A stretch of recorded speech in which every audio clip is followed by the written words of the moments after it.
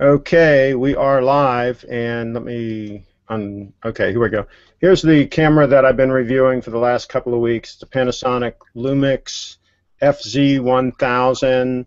It's considered a bridge camera, like in between a point and shoot and a DSLR, and very versatile, 25 to 400 millimeter zoom range. So I'm here with Audrey, and Audrey, barrage me with questions. Okay, what is the megapixel count for the camera? Okay, so this is 20 megapixels. It's a 1-inch sensor. It's the same sensor that's in the Sony, we think, the Sony RX10 and the RX100 Mark 1, Mark 2, Mark 3. So it's a 1-inch sensor, 20 megapixels. So what makes this camera more alluring to buy compared to just going with Canon or Nikon? Okay, so there's a couple of things that these cameras do well, and in my review I've kind of summed it up to where this is sort of like the Swiss Army knife of cameras. It does a lot of things good. It doesn't do anything super, because I mean it's cameras are always a trade-off between versatility and doing something really, really well. Like if you get a great portrait lens, right, that's going to be fantastic at portraits. It's not going to be good at landscapes. This thing will not only do a big zoom range from 25 millimeter to 400 millimeter, and even further if you're in 4K video mode, and we'll get to 4K video in a second, but it goes out to like 500 millimeters because it crops in a little bit at 4K. Not only does it have that range of zoom, but it also will shoot super macro, close-up macro pictures, which talk about versatile.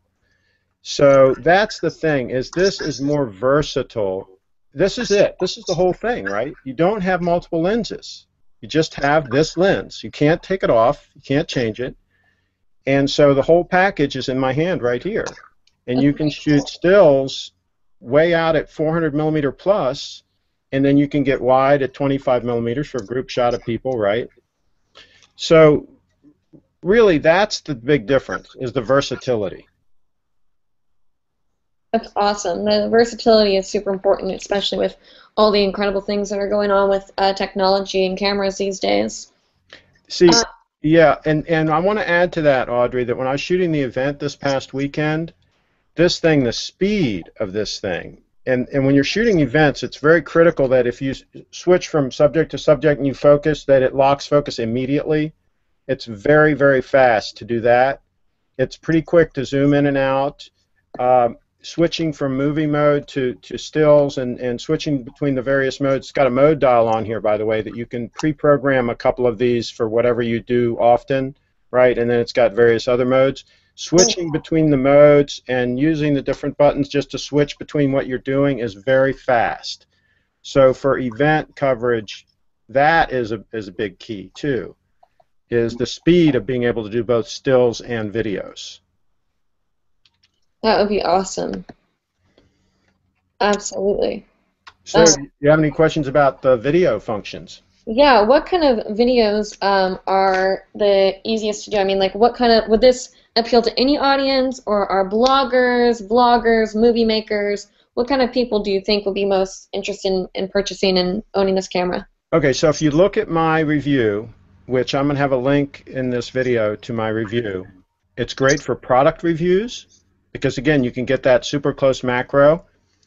It's good for just a stand-up, like if you want to put this on a tripod and it's got a microphone input jack, just plug in a mic and you want to do a little stand-up thing where you're out about doing a report on something or whatever, it works great for that because it's got the facial recognition where not only will it recognize your face, but it will focus on the closest eye to the camera, and it does a pretty good job of holding focus. I did have a couple of times where it drifted just a little bit. My Sony's, I think, hold it a little bit better, but this does pretty daggone good.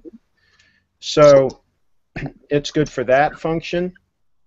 For your hooping, it does 120 frames a second, which is kind of like a super slow motion mode. Now the only drawback on that is you have to focus on one point. It will not autofocus during slow motion shooting. So what you would need to do is focus on the point where you're going to be, right? Then do your thing, and then you're fine.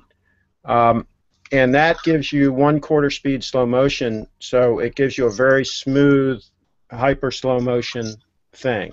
Mm-hmm. Which none of the Nikons and Canons are going to do that in 1080p now, the current ones that are out. So that's an advantage. It shoots 4K video, which that's pretty huge from a standpoint of cropping in. So Audrey, if you were doing like a product review or a tutorial or something and you wanted to simulate a multi-camera shoot, you could shoot with this set kind of wide, right? And then in post, you can crop in quite a bit because you've got so much more to work with, right? You've got 4 times the area to work with. So that's an advantage from a blogger standpoint. That's great. Shooting in 4K. So anyway, any other questions? I know your time's limited. What is it, a heavy camera? I know that because I have a Mark, as you know, and he can get heavy, especially with glass. But having a fixed lens, is the camera like? What's the weight like on the camera? Okay, so this is pretty light. It's significantly lighter than my D700 Nikon with a pro lens on it. So if you had any kind of a pro zoom on your Canon, I'm sure it would be quite a bit heavier. It's not as light as a normal point and shoot, right? And you can see the size of it. It's not super small, right? But there's advantages to that too. You can get a good grip on this thing, right? You can hold it nice and steady. And when you zoom out, you can see the lens does extend out. Okay, when you zoom. So that's the max biggest it gets at full zoom. Okay?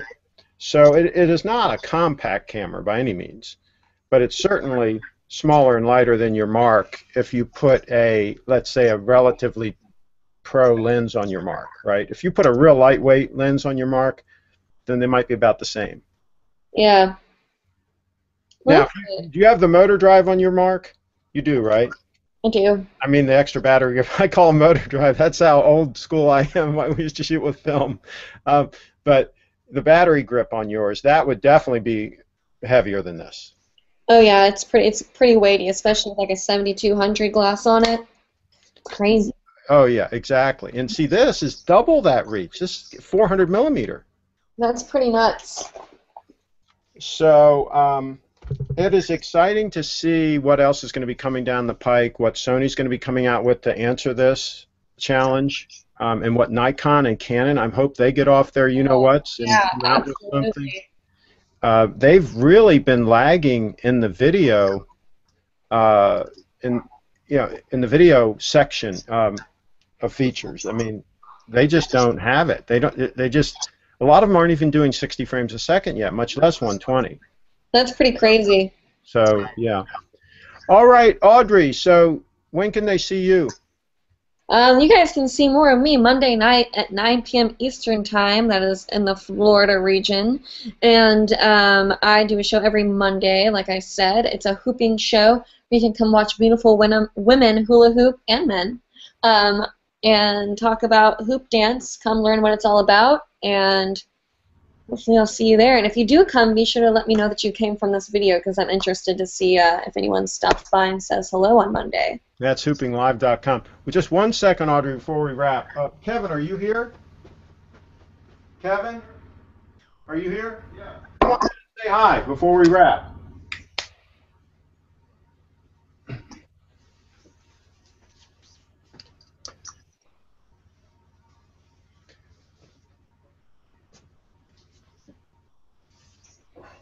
Come on in, big guy. Hey.